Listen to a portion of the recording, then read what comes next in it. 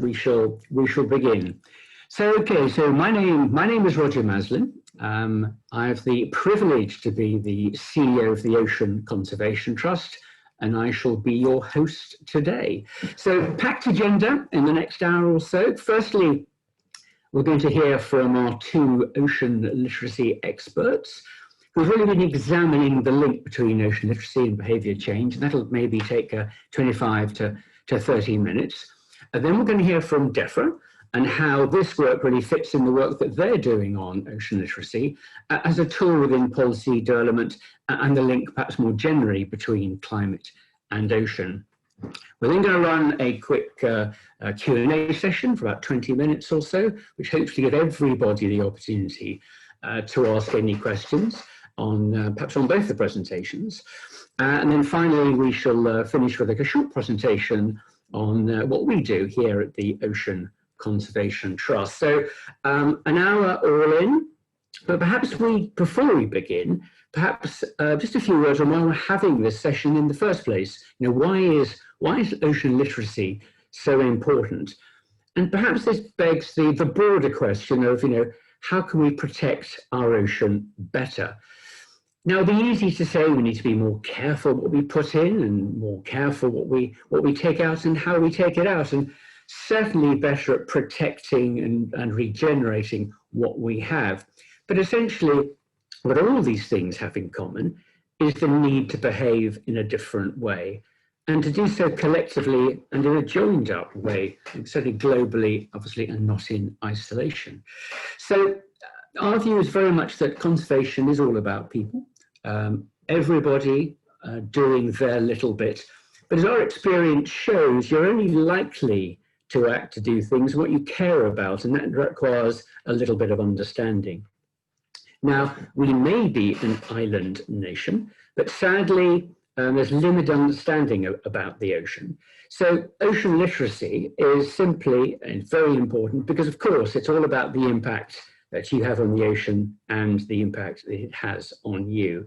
And hopefully, once a greater audience, once we all have a better understanding about how it helps us breathe, regulates the climate, sources the food, and employs such a large proportion either directly or indirectly on the planet, then perhaps we can all do a better job with influencing behaviour change to protect the ocean, the foundation of all life on this planet. And where better year to start, this year of 2021, where, as you know, the UK is hosting COP26, and indeed the first year of the UN's Decade of Ocean Science for Sustainability. So without further ado, I'd like to introduce Dr. Emma Mckinley and Dr. Darryl Burton, but Dr. Emma Mckinley first, to share their excellent work on ocean literacy and behaviour change. So open to you, Emma. Thank you very much, Roger. So I'm just going to do the usual Zoom. Can you see my screen thing? Hopefully this is coming up for you. Can you see my actual slides? Yes. Yes, excellent. Okay, great. I'll just hide that. Okay, thank you very much for that introduction, Roger. Afternoon, everybody. Thank you for inviting Darryl and I to kind of kick off the Ocean Literacy webinar series for OCT. We are going to talk to you about some recent work that we've done for the Ocean Conservation Trust and DEFRA, exploring the kind of current thinking around ocean literacy and other kind of parallel and complementary concepts, and then talk through an assessment of the kind of existing data, but also how we explore and understand the various dimensions of ocean literacy, and then our recommendations for future research. So I'm going to cover point 1 and look at the dimensions of ocean literacy and the various concepts and models that we looked at that were kind of complementary to that, and then Darryl will take over to present to you on the assessment of the data that we've got so far and our recommendations from our report.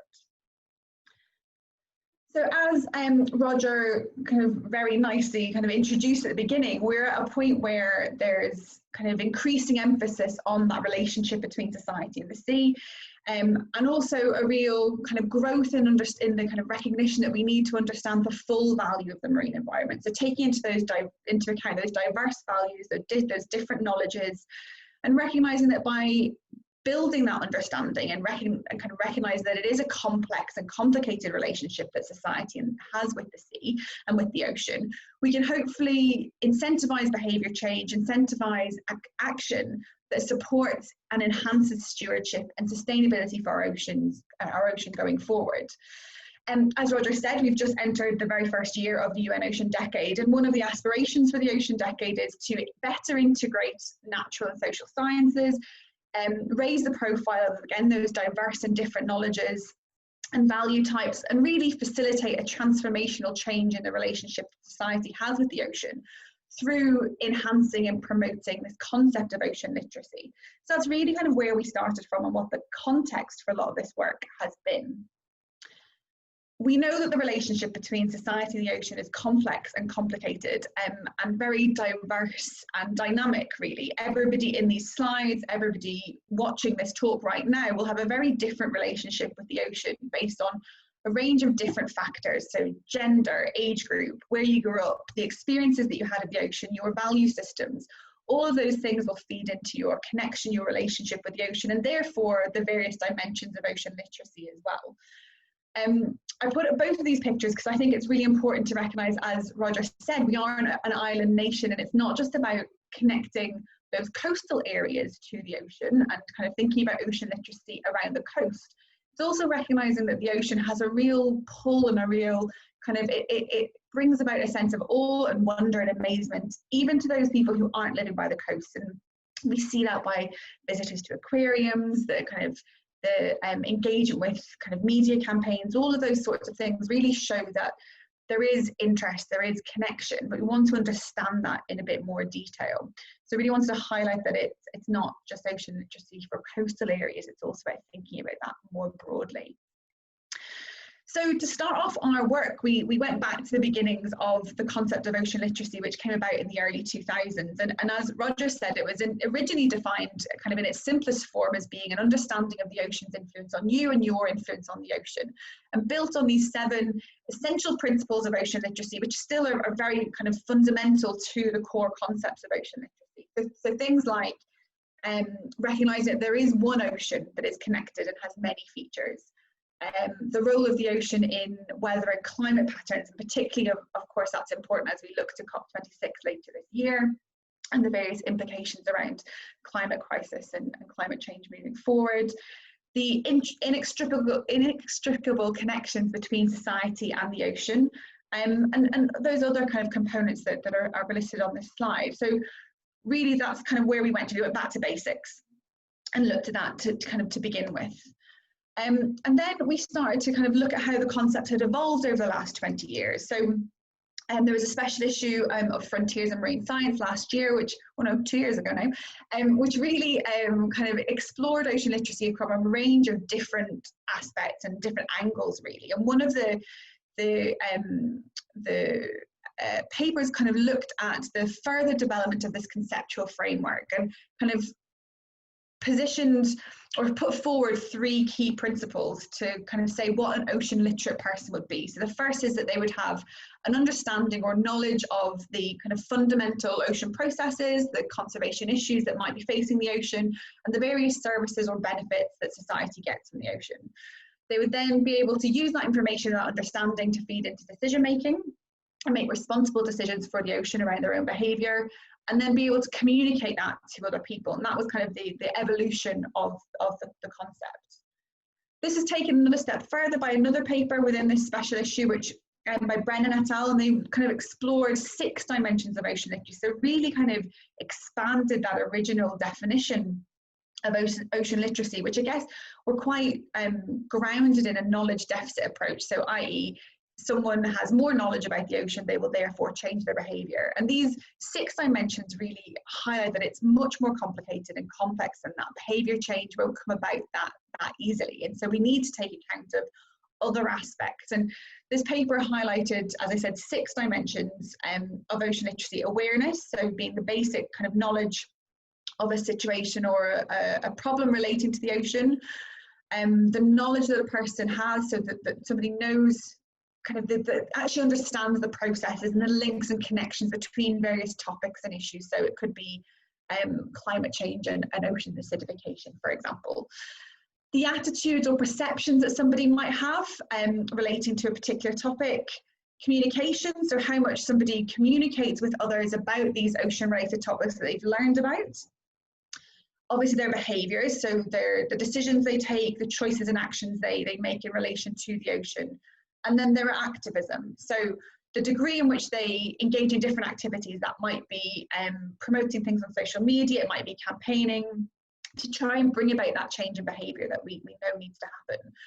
But I guess we were still questioning whether or not this kind of evolved model of ocean literacy, definitely more comprehensive than it maybe started 20 years ago, but whether it really kind of could be used as a mechanism for change, whether it would lead to behaviour change needed for the sustainability of our ocean in the future.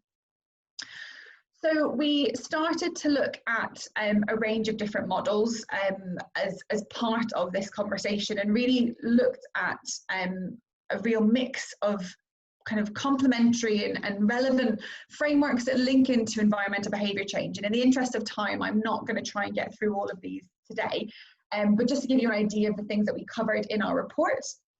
I'm going to focus in on a little bit more on ocean literacy, environmental citizenship, and then moving into the concept of marine and ocean citizenship, and then the work that's been done around public perceptions research. But of course, there are other dimensions and other models and concepts that would need to be taken into consideration as we think about meaningful and effective behaviour change, like ocean connectedness, ideas around pro-environmental behaviour change, the benefits of conservation and social marketing to actually drive and deliver the behaviour changes required, so how we actually action that behaviour change in the future. So, as I said, not trying to cover all of these in one go today. So just kind of first going back to this idea of ocean literacy and how it leads or could lead to behaviour change. And we looked at this model by Stahl Kleeman, who looked at understanding where the facets of ocean literacy could be used to translate into behaviour change and what might drive that behaviour change forward. And you see things like knowledge that you would expect to see from those original models of ocean literacy, but you also start to see other aspects, things like personality traits, understanding people's socio-demographic backgrounds. So what I mentioned earlier about recognising that we're not one homogenous group, that different factors will feed into people's decision making, and part of that is their personalities and their value systems. We're starting to see more interest and emphasis on the emotional connection and the cognitive space or dissonance that people have with particular issues, for example, and how that might encourage or discourage them from taking part in particular behaviours or particular actions. Values and attitudes and perceptions work that I mentioned earlier. And then also things like socio-cultural drivers, political and economic factors, and then external and internal incentives. So what motivates people? So it could be economic incentive schemes such as plastic bag charges, for example, that might encourage a particular behaviour change. So there's a real awareness that the concept of ocean literacy has really is quite a complex kind of network of different driving factors, and we try to unpick those and think about how they related to other models and other frameworks for behaviour change, looking back firstly at the ideas of environmental citizenship, which started in the 1960s, but this particular model, which is a little bit fuzzy, apologies for that, was from Hawthorne and Alabaster's work in the late 90s, so 99. And I guess really just what this model shows is, again, that complexity and also the interconnections and relationships between each of these factors. So recognizing that there might be an impact from somebody's socio-demographic factors on their level of environmental awareness or the level of environmental education they might have. And that might influence their capacity to be involved or their sense of responsibility. So again, just showing the interconnections between these various driving factors and highlighting those roles of socio-demographics, personality variables, the desire to act, the capacity for change. this model of environmental citizenship was part of the underpinning kind of framework for the concept of marine and ocean citizenship originally, and that I worked on as part of my PhD work. And marine citizenship really recognised the fact that the ocean and coastal environments needed a separate definition and separate focus than kind of away from the broader definitions of environmental citizenship, because it is different. It is a little bit more alien to people, kind of out of sight, out of mind. That needed to be recognised within this model. And marine citizenship is an evolving concept itself, but in the definition that we were working with is that it's defined as an individual understanding their rights and their responsibilities, crucially, towards the marine or ocean environment, having an awareness and also a concern for the marine environment and their impact of individual and collective behaviour. So recognising those kind of the role of the individual but also societal level actions, and wanting to have a role in management moving forward. So kind of thinking about the capacity for being involved in decision making and governance and management moving forward. And again, this model, it's just to kind of illustrate that complexity and those relationships were still there. Those there's lots of kind of smaller subsections and underpinning factors within all of those drivers, such as education, behaviour, participation, etc. So one of the things that we did kind of pull out from this is that marine citizenship also really focused in on aspects like perceptions, also the participations, the experiences that people might have of the ocean environments, really highlighted the role of livelihood dependency or other types of connection to the ocean, and that might have an influence on an individual's behaviour or their attitudes. And then also explored the potential relationship between the proximity to the ocean and coast and an individual's behaviour or attitudes. And that relationship isn't always as linear as we might expect it to be, which kind of brings me back to that point about recognising the need to enhance ocean literacy away from the coast as well, because it's not always as straightforward as we think it might be. So again, just highlighted those additional components within that model of marine citizenship. So one of the other models and kind of frameworks of research that we looked at was this kind of growing field of public perceptions research. And public perceptions is very much situated within the social sciences. It provides a really diverse set of lenses to explore the relationship between society and the sea. And over recent years, we've seen a real growth in the emphasis on understanding those attitudes and perceptions towards various aspects of marine and coastal environments, particular topics, particular species, particular governance and management interventions.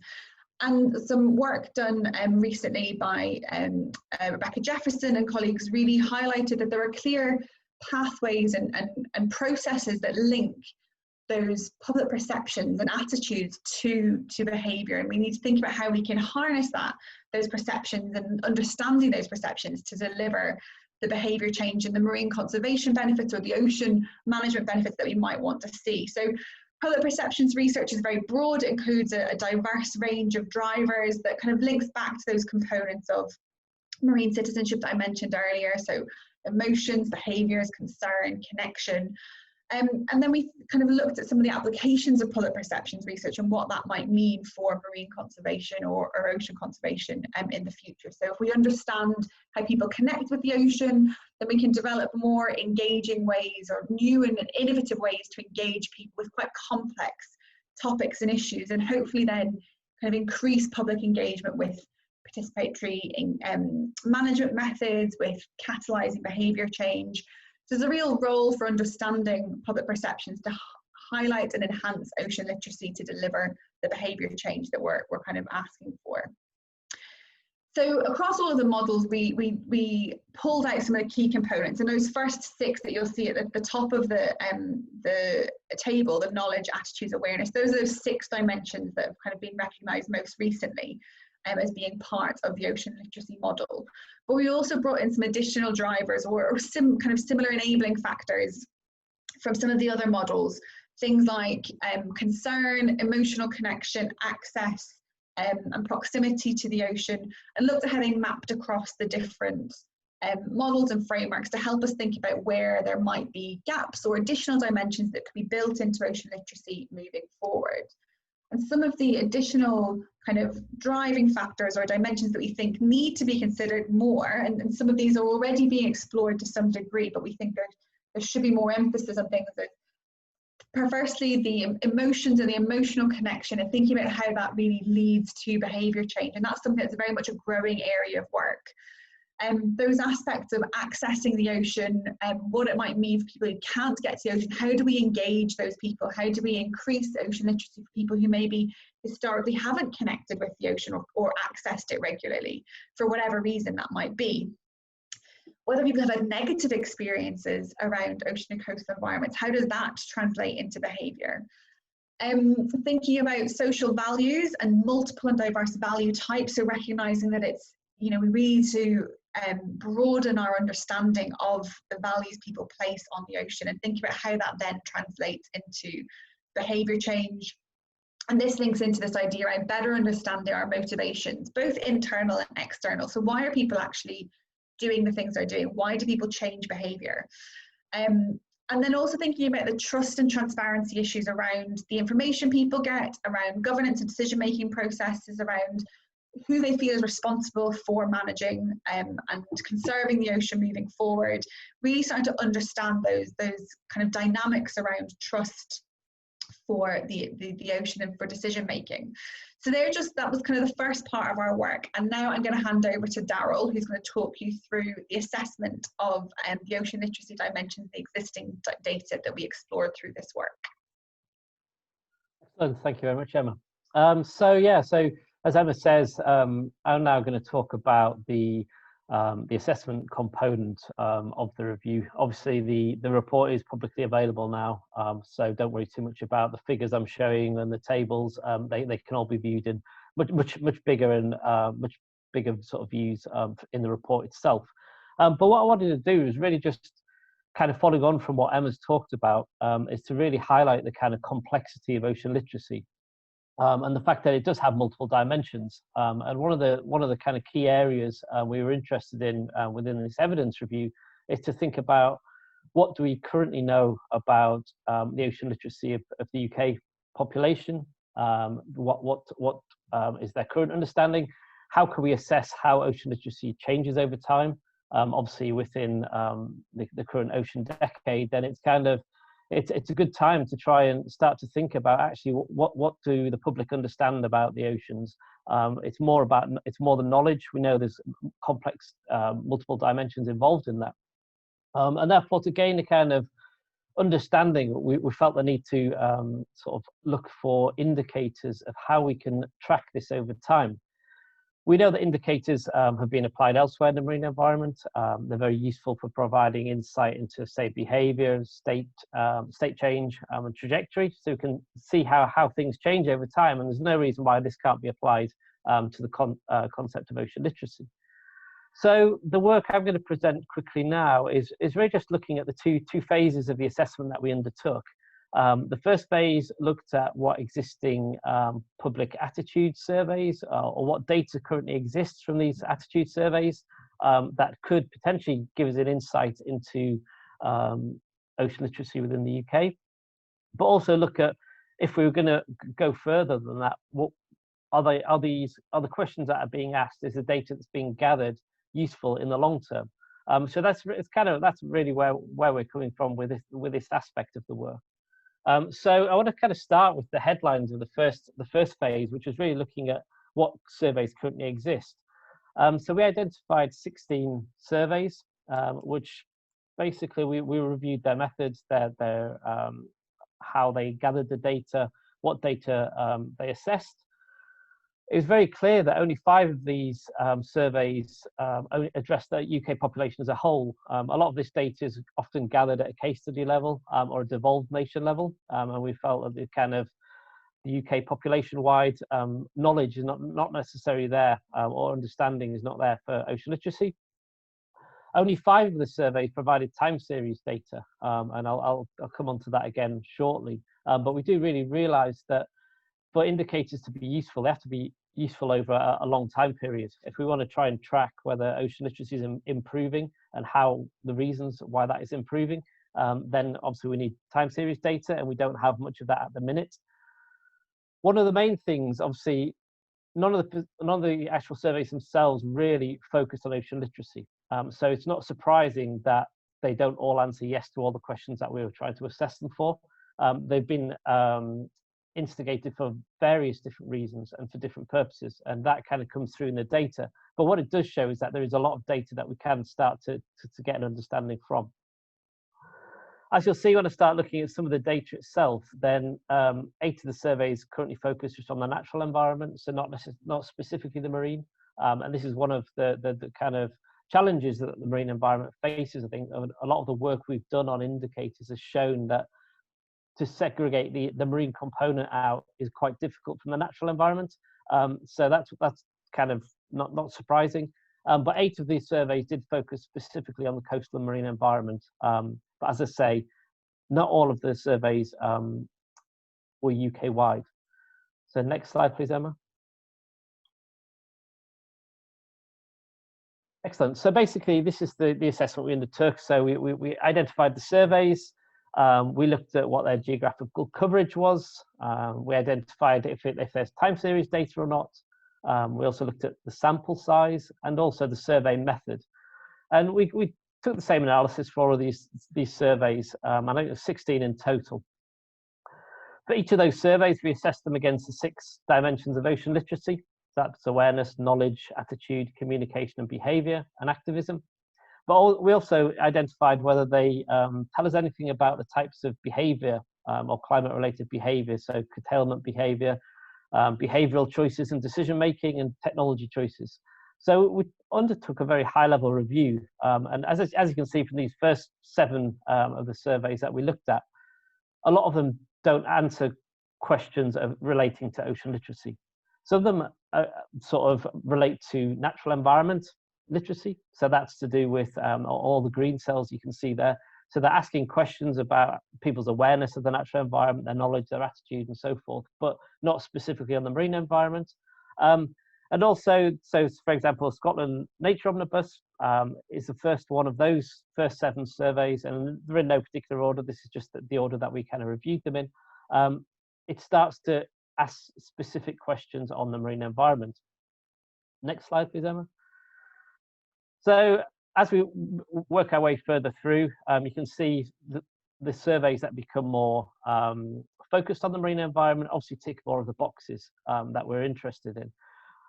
But as you can see, none of the surveys tick all of the boxes, so that none of the surveys give us all the information that we would look for, but we can start to see which questions have been asked and why they were asked and what the sort of data is that we've gathered. So as I say, that's only a kind of very quick snapshot of the data that's available, but I would recommend people look at the actual report itself, where we've actually reviewed all of these surveys in a lot more detail, and also provided links to all the surveys as well. So this is the first stage. So we've identified the surveys which have marine-specific questions. We then wanted to look at how relevant those questions were to be used as indicators. So next slide, please, Emma. So what we thought was we've applied these criteria before in other marine assessments where we'd be looking at ecosystem service indicators or social, cultural, and heritage indicators. So we're very interested in the data that gathered from these questions, is it measurable? Which obviously, because it's all based on survey data, then yes, it is measurable. So that's not really a problem. Is it sensitive? Importantly, can the particular questions detect change over time, which is vital when we want to try and track ocean literacy over time? Specificity, can the questions themselves respond to specific changes in management? Can they differentiate between what's just natural change or what are the reasons for people's ocean literacy changing, for example? Scalability is an important factor, as I say. There's not many surveys that get undertaken at the UK level. So can questions that are applied at a case study level or a devolved nation level, can they be applied to other levels? Can they be transferred to other locations? Can findings from surveys in particular locations in the UK be applied elsewhere? And also, obviously, given the focus of this survey and the requirement for DEFRA to kind of gather this evidence, is how relevant are they to UK policy? So with these criteria in mind, We then went about looking at specific questions that were asked within the surveys identified in the first part of the analysis, and we tried to assess each of those questions for whether we think they satisfy these criteria, whether potentially they could satisfy the criteria, or whether at present they don't satisfy the criteria at all. Next slide, please, Emma. So it's quite a small table list, but again, obviously the are much more readable in the report itself. So here we have a number of questions which are related to the awareness indicator. And again, we've assessed each of the questions against these criteria to identify actually, will these questions ask, will they gather the data that we're kind of particularly interested in? And as you can see, the questions themselves refer to specific surveys, and within the report, all of the surveys where available have been included in an annex, so people can go back and look for why the questions were asked and in what context they were asked, and obviously what data we can gather from that. So again, they're just some examples from the awareness. Next slide, please, Emma. Again, the same approach was done for behaviour and for activism and various things. And what became very clear was that measurability, all of the questions, obviously they're measurable. They've come from a survey. They were all sensitive to change. If the same questions are answered over time, we can start to use these questions for sensitivity. Specificity was an interesting one because at present, not many of the questions were specific enough to detect particular changes in response to, say, a policy change or a management change. But potentially with a slight rewording in questions, if that's the purpose for the question, then we felt that most of the questions could actually be changed. Likewise, specificity and scalability, given the nature of the surveys that we've looked at, these criteria can be met.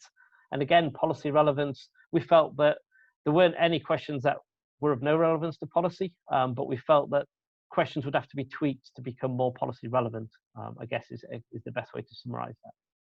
So I don't really want to go into the great detail here, but again, look at the report. You can see specifics if you're interested in specific aspects of ocean literacy or ocean literacy as a whole. So next slide, please, Emma. So basically our analysis and the review that we undertook in the first phase, which Emma's presented, we came with this list of recommendations for future research. And this is really the end to where this phase of the project came to. And our first recommendation, which is quite an obvious one, is that we think that a UK-specific ocean literacy survey should be developed with a specific focus on ocean literacy. All the surveys that currently exist focus on a much broader context, not necessarily focusing on the marine environment. So we feel that that's a real sort of gap in evidence at the minute. The surveys obviously have to be suitably designed to detect changes over time, and the importance of time series data is very, very important. The surveys we've looked at, there was very few had time series data with respect to the marine environment. One of the best examples is probably the work of Tavis Potts and colleagues, which has looked at across Europe, looking at the kind of relationship between people in the oceans and climate change. And again, they have 3 years of data, which is really good for this type of survey. But most of the surveys are either done as one-off surveys or are done quite sporadically. So getting a time series data is very important to have a survey that asks the right questions and is funded well enough to be applied over time. We felt that some further work is required on the definitions. We felt that particularly the 6 dimensions, for example, things like communication, we felt the definition didn't really capture as much as it potentially could for communication, for things like where do people get understanding. The definition used by Brennan and Tell, for example, looked very much at communication being a kind of one-way stream, whereas communication could be a lot more diverse. And that's one of our recommendations, to really look at how the different dimensions are defined, and also to make sure that they're defined in a way that's relevant for the UK. Next slide, please, Emma. Again, as Emma very clearly sort of illustrated earlier, that there's a huge number of additional dimensions which we feel should be included. At the minute, it's generally the sort of knowledge and awareness type dimensions that are included in surveys, but we need to think about much more broadly, to look at connection to the ocean, look at emotions and empathy, adaptive capacity and resilience, motivations and access and participation. So if we want to get an understanding of how the UKCs are being used, how do people feel about the UKCs. We really need to sort of delve deeper into some of these aspects.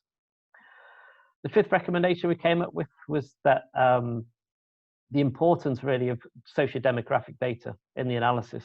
This is very important when it comes to access and participation, which people, which sort of populations or which parts of communities are using the coast and which aren't, and that's quite important when we're looking at management.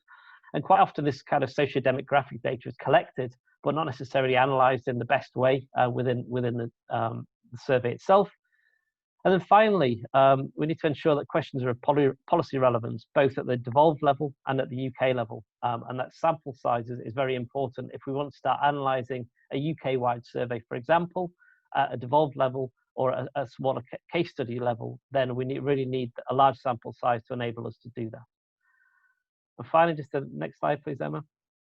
And what I really want to touch upon, which Mark's going to go into a lot more detail next, is that this was just work package 1. This was a very quick evidence synthesis. It's not exhaustive by any means. It was done in a very short time frame. But please, this kind of first phase is now complete. The report's there. The next phase was looking at actually, okay, the recommendations are we need a survey. So we was to look at survey design, the question development and the testing. And this is something that DEFRA have been working at, and Emma and myself have been assisting and sort of providing support to DEFRA on that.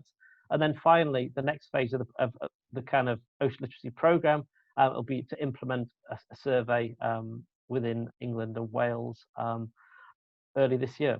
And again, that's out for tender at the minute. But I think this is the right time to hand over to Mark, and Mark will tell you from DEFRA's perspective why this work's getting done and kind of where we're at currently. Thank you very much.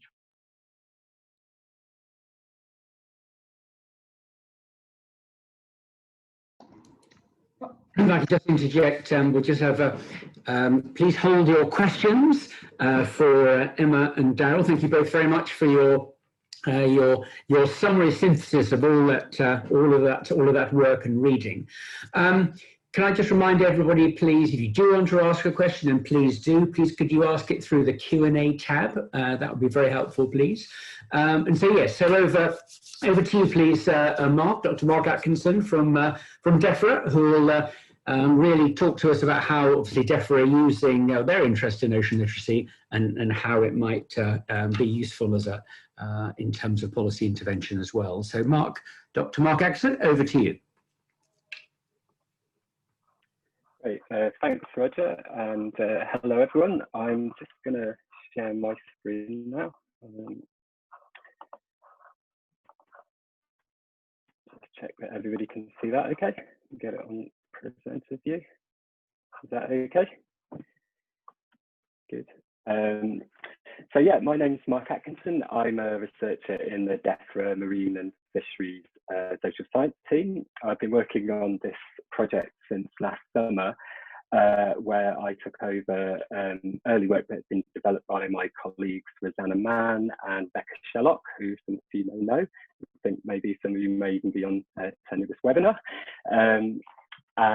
So credit to them for the early development of this work. And what I'd just like to talk about today is a little bit about the policy context for this work, and also to describe some of the other work packages that are taking place that Daryl alluded to just now, and of which the more in-depth kind of evidence of this work was the first part of. In fact. So it's fair to say that ocean literacy has been gaining a lot of ground as a tool for policy development, and also a kind of way to understand kind of broader social dimensions for sustainability goals in the marine context. I've put a few examples of this here. One particular person example for DEFRA is the 25-year plan, which kind of an aim that's set out there is for a step change in environmental activism and volunteering. And so ocean literacy has potentially a really critical role in providing a framework to monitor changes in environmental activism, certainly for the marine environment. Additionally, UK targets around net zero, with just under 3/4 of emissions coming from household or lifestyle sources. There's a clear need in attaining those targets for kind of behaviour change around engagement with issues in climate, and also to understand perceptions and attitudes towards potential changes in green technology and renewables, which also impact the marine environment. And also there's the UK Marine Strategy, which sets out UK targets in monitoring progress towards good environmental status for RCs. And ocean literacy also provides a framework for potentially understanding the social dimensions of changes in good environmental status. So, for example, how attitudes and perceptions towards plastics and pollution, or habitat loss and habitat restoration, indeed, change over time. And also some examples of the international policy context, which has been alluded to already today. We're in the first year of the UN Ocean Decade, and part of the societal outcome there is research and monitoring in ocean literacy efforts. And also the UK's hosting of COP26 and involvement in the Convention on Biological Diversity. It's important for the UK to show action in monitoring ocean literacy and attitudes and perceptions towards key critical marine issues around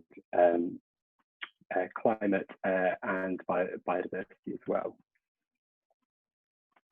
So the rationale for this project was essentially threefold. There was a sort of theoretical rationale to understand whether there was a link between ocean literacy and climate-related behaviour change.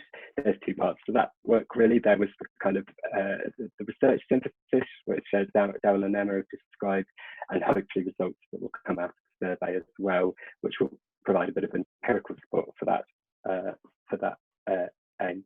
We also wanted to develop a method to measure ocean literacy, and including all 6 dimensions of ocean literacy. Emma and Daryl have mentioned that perhaps while certain dimensions have received quite a lot of attention in the literature and in previous survey work, others have not. So a big part of this work was to kind of step up ways in which we can measure all the relevant dimensions of ocean literacy in a piece of kind of evidence collecting, such as a survey.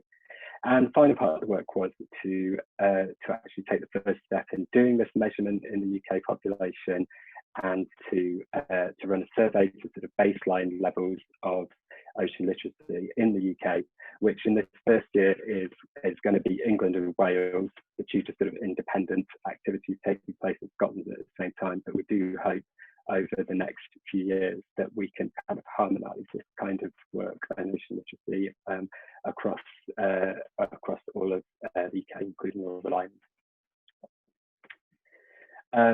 So the project aims, as kind of described in the 3 work packages. We had the evidence synthesis work package, which Emma and Daryl have described in detail. And the aim there was to examine the links between ocean literacy and behaviour change, and also to identify those indicators and where those have been used previously in surveys to help inform the design of our own survey. That took place in work package 2, and that work over autumn was to establish a suitable survey design for research, undertake question development, particularly drawing on insights from that evidence synthesis in work package 1, and to undertake some initial pre-testing of the survey in mostly a qualitative way. And finally, work package 3, which is beginning this month and taking place until March this year, is to do the final kind of technical piloting for the survey and actually implement the survey to get baseline data across the population. So just to tell you a little bit more about work package 2, which took place in autumn and is just completed in December.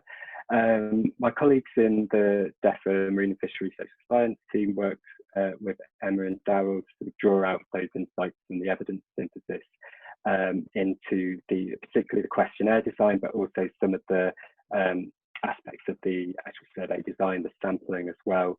And we had input from various stakeholders, including DEFRA policy teams and ocean climate and marine assessment and monitoring, the Ocean Conservation Trust, Natural Resources Wales, the Ocean Literacy Working Group, and various academic stakeholders as well.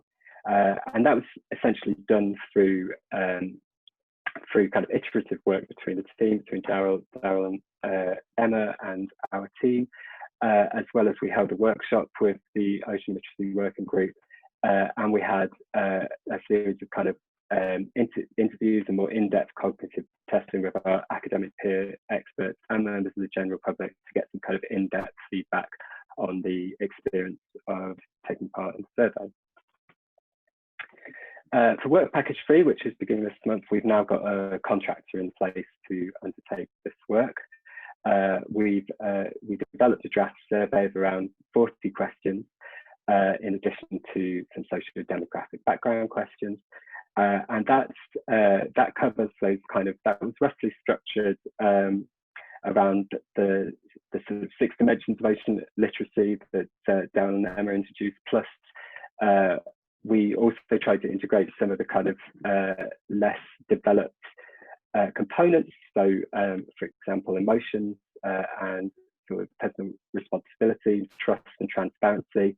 And I think many of you will have seen examples of questions that have been in the survey through the SurveyMonkey link that was attached to this webinar. It's a kind of very small sample of what some of these questions will be in the public survey.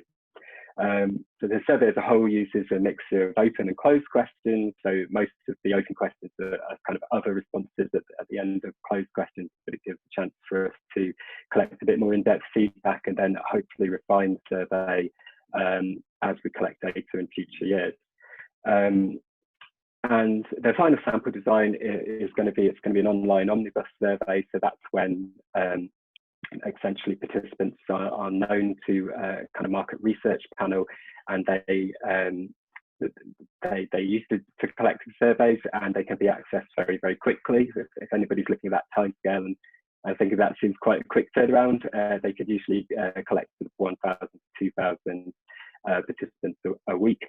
And we've got quotas for key socio-demographic variables to get representativeness across the English and Welsh population for age, gender, English and Welsh region, residents in a ONS-defined coastal community and ethnicity, and there's likely to be a boost in the sample to ensure that we can compare across ethnicity groups, and that's probably the only key social demographic that would require that.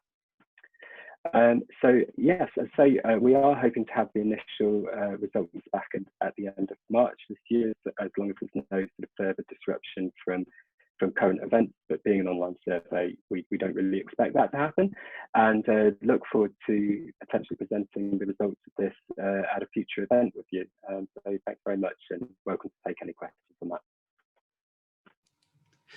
Okay, Mark, thanks very much. Now it's a Q&A time. So I'd like to introduce Claire Baranowski, who will take these questions forward. Over to you, Claire.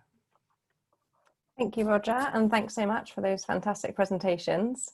So we have a couple of questions here. The first is, what range of emotions are used to connect with ocean literacy? Does it always have to be fun and joy, or can worry and fear support behaviour change? And I'll give this first one to Emma.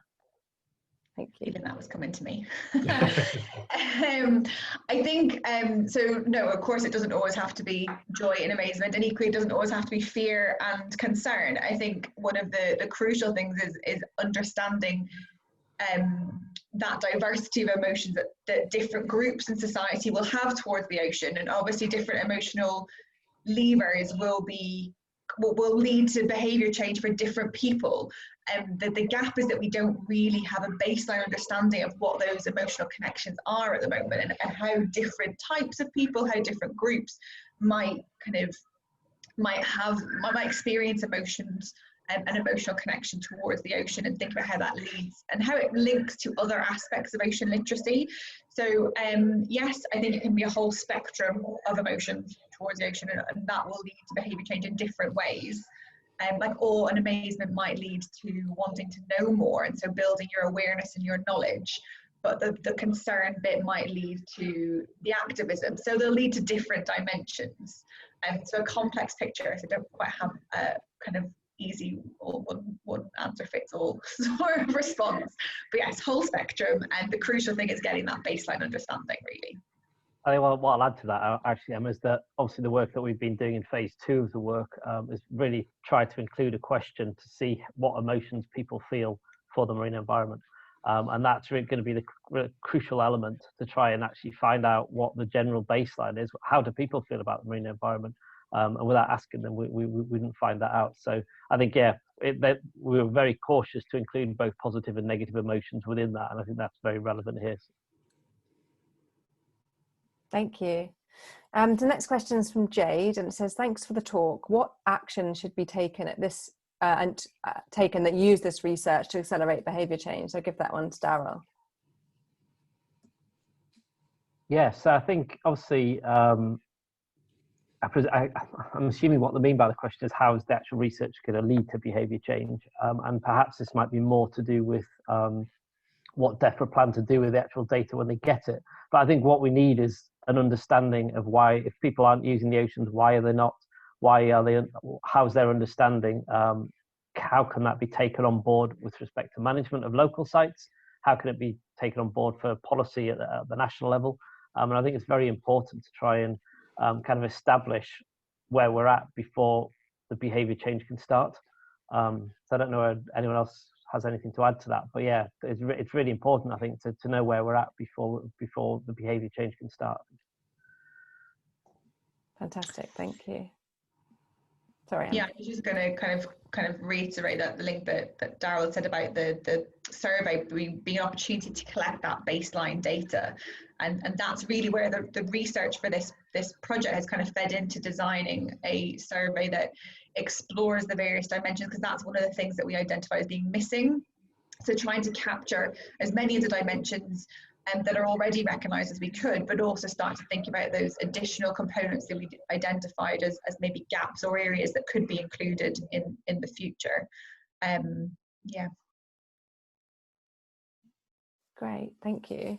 And this is one for Mark, from Jackie. How can we help to direct local people to the surveys? And she works for a coastal wildlife trust. Yeah, thanks for that question. So I'm not quite sure what you meant by the question. I think I'll try and answer it both the ways I could interpret it. If you mean how can we direct potential participants to the survey, I'm afraid we'll probably have to be quite strict about sample selection, because we're really trying to kind of get a response that's representative of the UK population as a whole. It's not entirely random, but it will represent the way in which, for example, certainly the English and Welsh populations differ among kind of key characteristics. In terms of how could we direct local people to the results of the survey, well, we'll certainly hope to publish that DEFRA will hope to publish our results, and that will be available on .gov.uk. And I believe also there'll be an opportunity at a future Ocean Conservation Trust event for us to share the results with you. So if there are local people who'd be interested in seeing results, that would be a good way to do it. Thank you. We've got another question, so it's a few different parts, but it's asking really about the large-scale industrial changes that's happening to our sea as part of the blue economy, with regards to reaching net zero through offshore wind. And what are the thoughts on how we ensure individual and community behaviours so that these are seen as a valid part of the process? So recommend that I put this one through to Daryl, and yeah, there's a couple of parts to that. Yeah, I think it's a really good question. I think we're all aware that our seas are changing and the use of our seas is changing. Some of those changes are definitely for the better, some maybe not so. But yeah, so I think this type of survey, we are trying to really identify individual responses and to enable us to develop community responses. I think it really has to be done at a different scale. And it's really a lot of the work we do with local coastal partnerships at a much smaller scale. That's really how you get the community values and the community behaviour changes noticed, I think. So I think what the work that we're currently doing is looking at trying to understand how individuals enact or sort of participate in the ocean, what they understand about the ocean, and their particular individual behaviour changes. But I think that's fine at a national level. That's very important data. But taking that important national data, working with local communities, we do a lot of work with using things like participatory mapping to engage local communities and to really get them to understand what the ocean does for them and what they do for the ocean. And it's really important to get that kind of local level knowledge, get that fed into the process, but also take that local level knowledge and actually feed it back up the scale to sort of influence national level policy. Would be my response. I'm not sure whether Emma or Mark has anything to add to it. No, I would have also emphasised the role of groups like the coastal partnerships and the nature partnerships and working with those community groups that have that ear into the community, and obviously tools like the participatory mapping. And I guess one of the things to highlight is that historically it's perhaps been quite challenging to get some of that evidence into decision making, because it can be qualitative, it can be quite case study focused, but I think there has been a change in the conversation around that. There's at least a desire to kind of bring those human dimensions, those social aspects into the conversations that we're having around marine and coastal management. And perhaps Mark might have a comment on how on that and the role of the social science team, for example, in bringing kind of that sort of evidence into decision making within DEFRA, for example. Yeah, I mean, I would certainly agree with that, and I think that if anything, our work and it's the national level picture that's perhaps the more novel side of our work, and try to scale that up. I think it's always been an interest within our team to use qualitative approaches and to work quite closely with community organisations. And we as a DEFRA social science team, our job is really to provide the link between that kind of research and policy and decision makers, and we certainly do use those kind of approaches that would reach those kind of quite local level voices and get that fed up into decision making as much as we can. Yeah. Thank you. And so our final question from Robin: how does all of this work influence young people and children and educate our future generation? Do we have more care and attention in the way we relate to and use the ocean and seas? So I think probably the best person to answer this hasn't actually given their presentation yet, but I'd like to bring on Helen to answer this question, if that's okay. Hello, yes, sure. So I think this work's really important because we need to know, what people are thinking and how they feel about the ocean to be able to deliver engaging programs which are going to influence young people and children. And I think it's, as an educator myself, it's important that us educators use this work and this background that's being presented to us to change our programs and our way of thinking and delivering our programs to make them more experiential, which is something I'm going to talk about later. But yeah, that's how I think we will influence young people and children. And I think the more that they connect to the ocean from a young age, the more they're likely to care about the ocean as well. So yeah, I hope that answers it without giving away too much of my presentation. Oh, that's perfect, thank you. So I'll bring Roger back in now. Yes, okay, well, I think that's, thank you everybody for your questions, and thanks for the panel for answering them. So yes, so we're now over to Helen Gowans, who's our our guru when it comes down to public engagement and community education programs. So yes, Helen, please will give us a little insight into how we bring perhaps ocean literacy to life.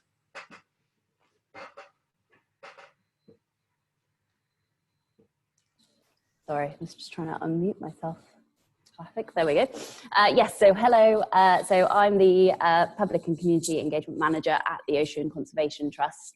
And I'm just going to talk to you about how we integrate ocean literacy into everything we do. So this review of ocean literacy has shown a shift to include emotional engagement as a key form of connecting people with the ocean. And this is the ethos that we embed into all of our programs here. The Ocean Conservation Trust is a charity that was set up in the UK just over 20 years ago. And we understand that conservation starts with people. And our mission is to connect people with the ocean to create a healthy ocean. So our conservation work focuses on two areas. We've got habitat restoration, which includes seagrass and coral reefs, and the other area is behaviour change, which links directly to ocean literacy. So ocean literacy programs that are well thought out should always have a behaviour change element to them. So the programs that we deliver here ensure that that happens. We designed all of our engagement programs around a fully evaluated ocean literacy pathway, and this is our theory of change. The first step, as you can see, is to experience and participate. So we aspire to create connections or experiences that are meaningful and not just one-off. The next step is discovery and learning. So we believe that if people have a meaningful experience with the ocean, they're more likely to want to discover and learn something about it for themselves or join us in a discovery and learning aspect. The last stage is connect and act. So once people have had a meaningful experience, have learned something about that environment for themselves, and have created a meaningful connection with that area, they are more likely to take action to protect it. So the individual can join the pathway at any stage, and even the most ocean literate person has a new way to connect with the ocean.